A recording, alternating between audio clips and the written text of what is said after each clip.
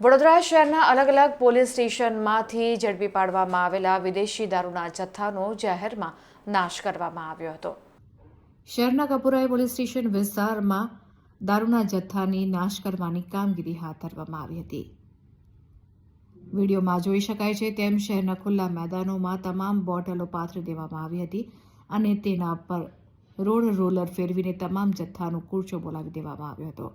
આ પ્રક્રિયા ઉચ્ચ પોલીસ અધિકારીઓની હાજરીમાં અને સંપૂર્ણ વિડીયોગ્રાફી સાથે કરવામાં આવી હતી, જેથી મુદ્દામાલનો દુરુપયોગ ન થાય। ગુજરાત એક ડ્રાય સ્ટેટ હોવાથી પોલીસ અવારનવાર આવા જપ્ત કરાયેલા નશાકારક પદાર્થોનો નાશ કરીને બુટલેગરોમાં કડક સંદેશ આપે છે।